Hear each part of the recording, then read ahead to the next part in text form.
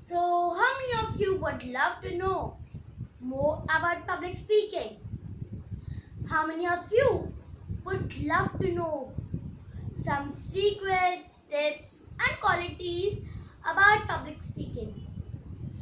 How many of you would love to know the 8 tips for speaking in front of the audience or speaking on the stage?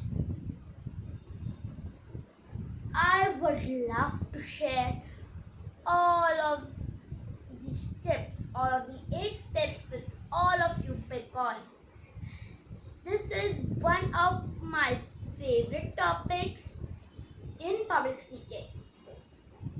So, in this program, I'm going to share with you all, in fact, in this video, I'm going to share with you all my journey, my background, why did I start this program, and what is my goal, what is my mission, etc. etc. So that I can help you all. Why did I start this program?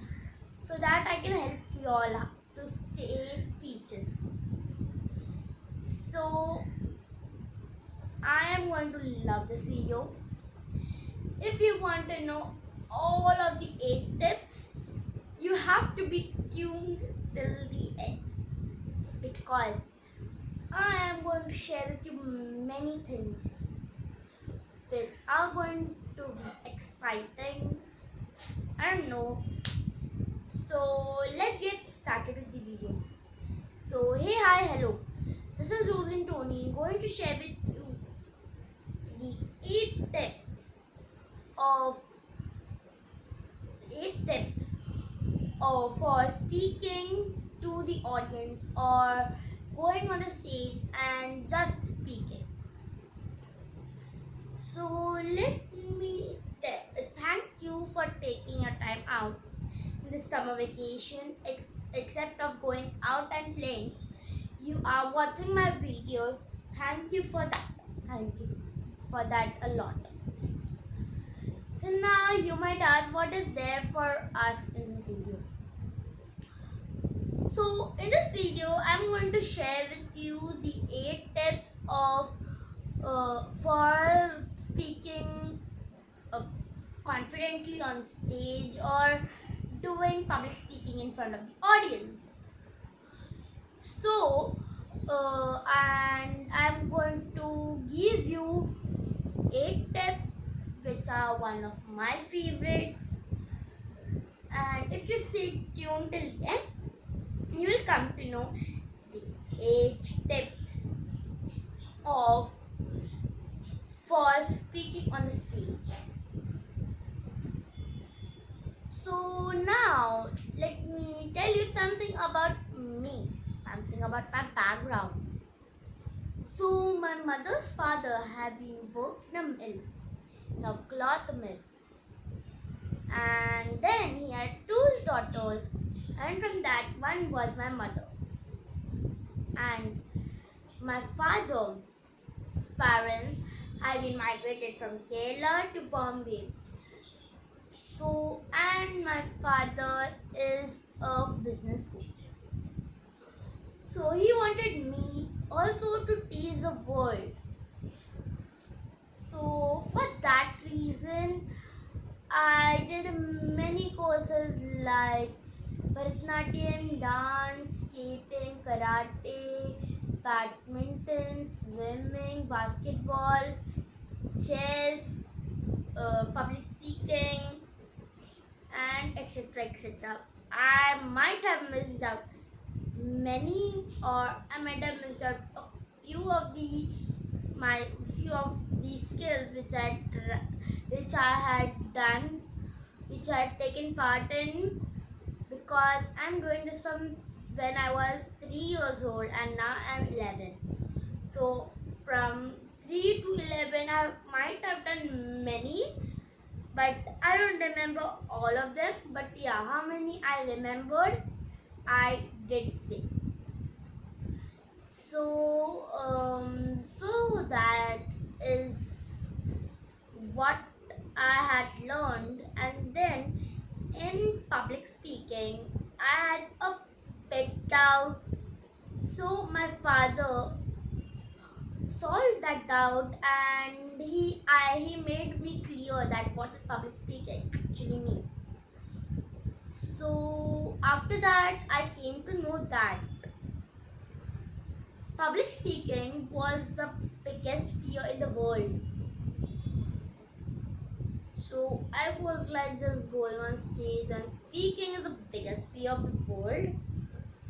So let me tell you that being afraid of going and speaking on stage is alright, because I was also afraid of going and speaking on the stage. But after my public speaking course, when I went on stage, I was not that afraid of going and speaking on the stage. Yeah, I was a bit nervous, but not that much with how much I was when I went on the stage for the first time to speak. So, so I was like, okay. So there are more people who are scared of going on stage and just speaking, or just conversation with the audience or who are sitting in front of us. So it was a fear for me also. So I thought that let me start a program in which I can give my informations like my tips, qualities, and secrets, by following which I have been more confident on of for going on the stage and speaking. I've been much confident now.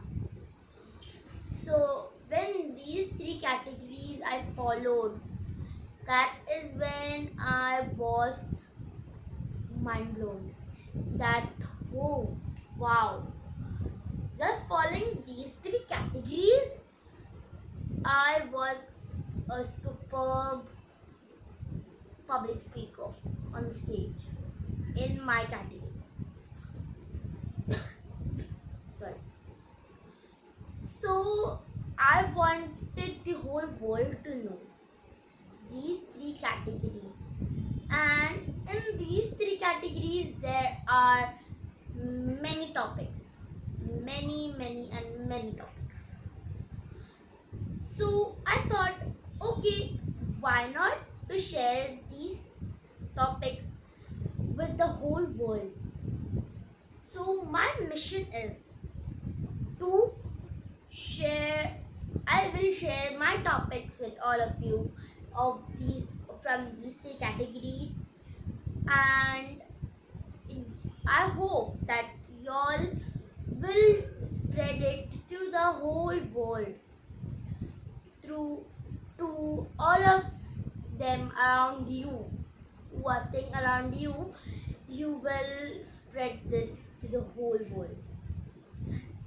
So now you might ask, what will we get from this program? What is the use of doing this program? So let me tell you one thing, that in this program you will come to know the secrets, qualities, and the tips of of doing public speaking. So I will share all of the tips, qualities, and secrets which I know, which I had learned in my public speaking courses. In these whatever I had learned in these courses, I am surely going to share all of them in that in the course, in the program which I am running.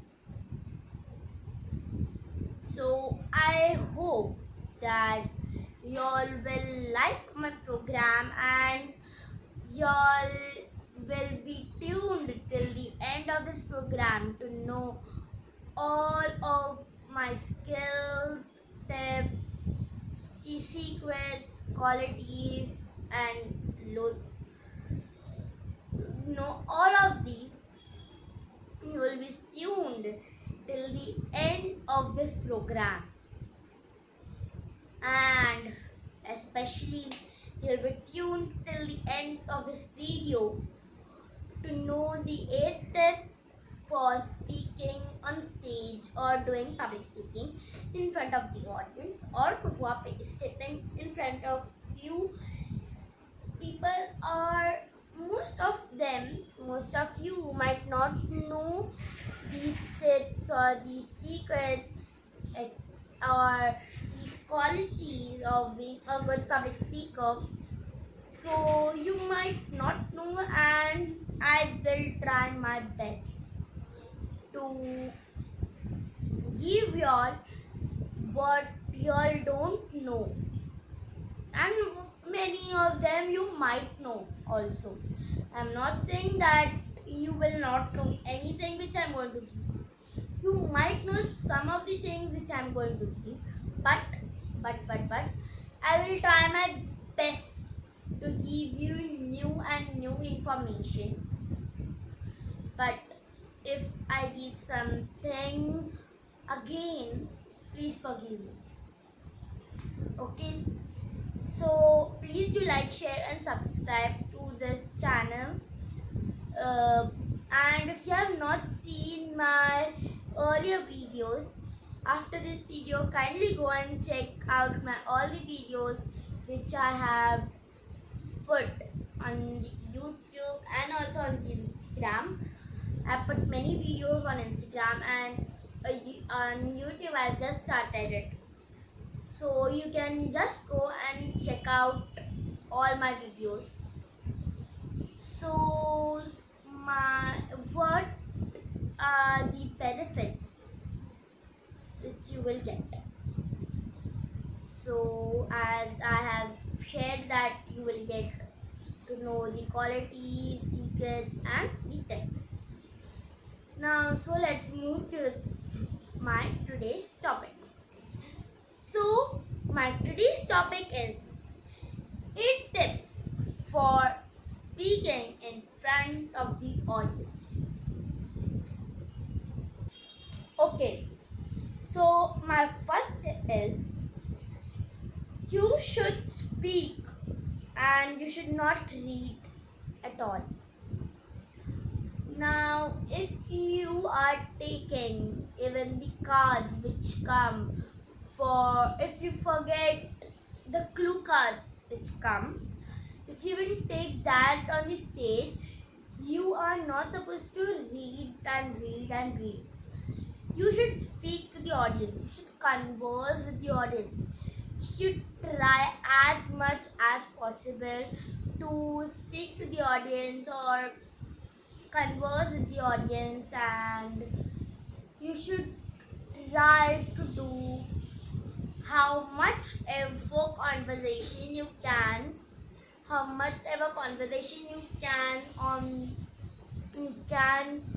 the stage with the audience, because when you connect with the audience, that is when you can be like, okay, so the audience are connected with me.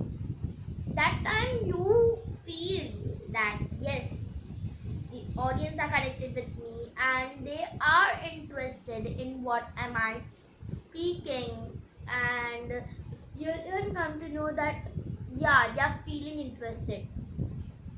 And then fourth, you will have trust in yourself. You will build trust in yourself that yes, what I am speaking is proper, is a perfect speech. I am not like messing up anything. Because when you smile and speak, that time the person sitting in front of you will also have a smile, and so when your smile goes down, the person's smile will also go down, and then your concentration will move. So, and one more thing, there are 3 types of people standing on the stage. First, you might have seen some people coming on the stage, their shoulders are curved and their hands are always like this. They are never open. They are never open to the people who is going to speak, or who they are never open to speak, and the people who are listening, they will also feel like they are not connecting with us, because when you speak for yourself. You don't speak for yourself, you speak for the audience.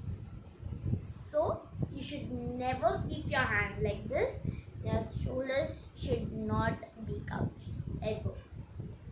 Second person is, there are three types. So one is this.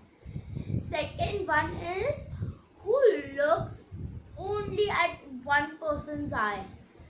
So now if I'm looking at your eye continuously,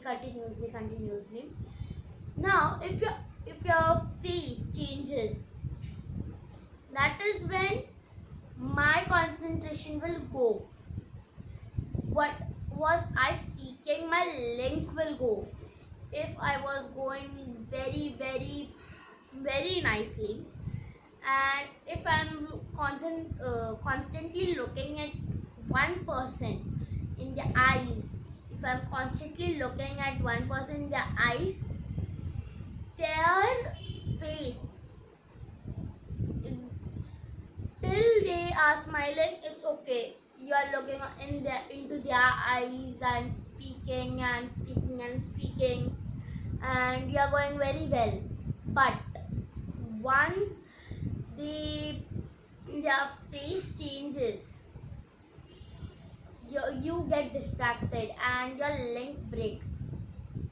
So you should never look into one person's eye.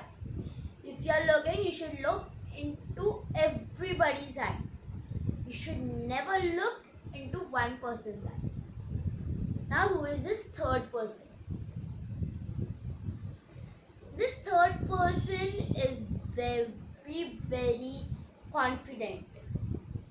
This middle second person is very overconfident. Their hand gestures are like this and this and this. And the first person's hand gestures are like okay. Their hand gestures are like small hand gestures. The second one, the hand gestures are like very big. And the third one's hand gestures are just, your hand gesture should be according to your shoulder, into your shoulder level. It should not go out, it should not come in. It should be in your shoulder level. Because when you do outside your shoulder level, it looks like it's over. So the third person is, their hands are in the shoulder level. They look into the eyes, but they look from here to there, then here, there to here. They do not look constantly into one person's eye. And even if you are looking at one person's eye, you should never look into the eyes of the person. You should look on the forehead or on the head. Because when you look into the eyes of the person, then first the person is smiling. When you look into the eyes of the person, the smile will slowly drop down. When the smile will slowly drop down, you will get confused if your speech is well, is your speech good. So for that reason, you should always look on the forehead. When you look on the forehead, and if the person's face is changing, you will not come to know. Best you should look on the head. So it is much better for you to understand. So you should always be the third person who is speaking. You You should never be the first and second person. If you are the first and second person, you should try to improve. And if you want to keep your hands like this, you should never keep your hands like this. You should always keep your hands like this. And then my second tip is be yourself. Don't be other. Now, what do I mean by this? Be yourself and don't be other. Means whatever you're speaking, it should be your content. It should not be someone else's content. Because when it is someone else content, you cannot connect properly to what you're speaking. Because if it's your own topic and if it's your own content, you will know that what you're speaking next, what you're going to speak next. If your content is taken by someone else and you're highlighting it, and if your topic is not yours and it's coming from someone else, you will not know that what you're going to speak next. Because knowing what you're going to speak next is very, very important. When you don't know that what you're going to speak next, you will get stuck in between. Because when you don't know that what you're going to speak, you will wait, right, to understand what you're going to speak. First you will stop, then you will think, what am I going to speak? Then you will go and speak. It does not look good, right? So for that reason, I say that you should be yourself. You should never take someone else's content and speak. So that you'll go into that flow of speaking. Of speaking into the serial in which you have put the speech. Okay. So third tip is aim for a positive state of mind and a confident attitude. Now, what do I mean by this? Aim for a positive state and mind and a confident attitude means you should always be in a positive state of mind. Because when you're in the positive state of mind, that time you will be more open to speak with the people.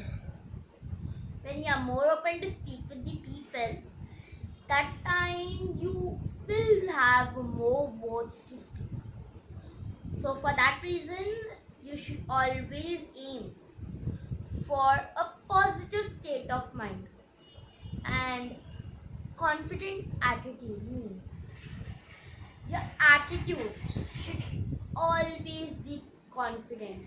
You should always be confident in your attitude. Now, attitude means your behavior. When you are confident in your behavior, that is when you can say your speech like anything. You will have loads and loads and loads of things to speak when you have confident attitude and when you have positive state of mind. Fourth point is use verbal signpostings. Now, what do I mean by verbal signposting? A signpost is a verbal or visual marker. Now, what do I mean by visual marker? Means graphics, symbols designed to be easily recognized by machine. Now visual markers means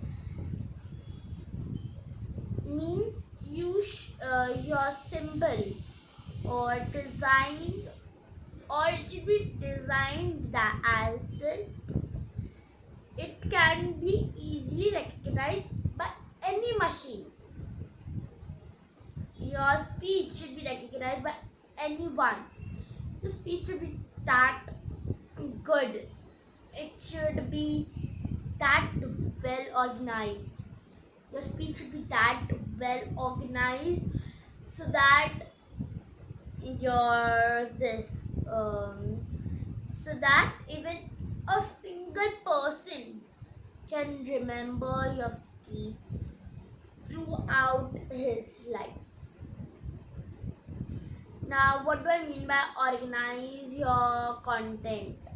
I had shared with you these in my yesterday's video also. I will share it again. Organize your content means there are three parts in speech: start, middle, and end. So, in this starting point, you should always put a phrase or a graph, humor, or a graphic, or a drama, or a quote, whatever you want, you can put in starting. Or you can, if you are doing your speech on origami, then you can bring origami papers and scissors. When you bring origami papers and scissors, that time you can before you start your speech, you can cut your papers and then you can do some origami stuff and then you can show and then you can start your speech. Or you can do visual aids. Now, what do I mean by visual aids? You can show some videos or PPT. Now these videos you only have to show it in the start, and this PPT you have to show it throughout the speech, because when you show there are three parts in the speech, right? Now we are talking about the first part.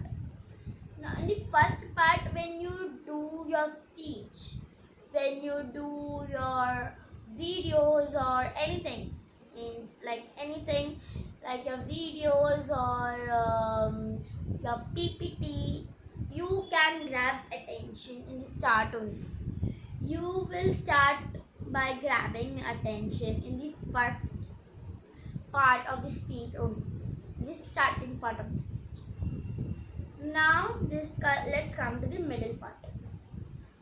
So now in this middle part, you have to share your stories. You can make up your stories, or you can share your own stories which you have imagined or which you have faced. So you have to say a story in this middle part. And in this end part, you have to end with a phrase or a quote only. Now, you might ask, why can't we use videos in this middle part and in this end part? Now, let me tell you that when you can only use it in the starting, because when you use it in the starting, first you grab your attention. Now, second, when you do it in the middle, that time there is a link in which you are going to speak. There's a link which you are taking, which you are going on speaking and speaking. And in this middle part is the time when people understand your speech. People understand your pitch. So at that time, when you put video, there's no use of like doing of making this of making a putting a video in that in this middle part, because the link will get broken. If your link gets broken, no chance of speaking anymore, because you have already broken the link over here. So when the people look see the video, that time people are in the video zone. So and when you are doing in the start, when you are doing the video in start, you have the time to grasp attention of the people till the middle part, and then because in the middle part your main story starts. So in this middle part, when you are showing the video over here, the people are in the video zone, you have time till the middle part to get people from video zone to the story zone or to the speech zone. And when if you show the video in the middle, then what will happen, you will not have time, because middle part is the main part of the speech, because you're going to share your story. How did you start how did you start, why did you start this company, or like that. So this is the middle part. So in this you can't show any video or anything you want. You can't show anything. You can only show PPT. Your PPT, if you're doing a PPT, then you can go on, like you can go on speaking and speaking and speaking. So it will be not counted in a video part. So and when you do it in the middle, it will get fully distracted, because if you do it in the middle the video, you will not, because the middle part is the main part.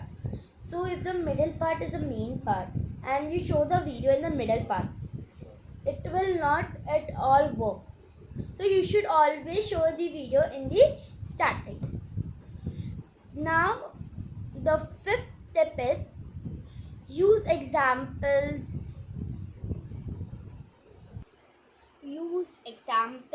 illustrations, and humor. Now, what do I mean by illustration?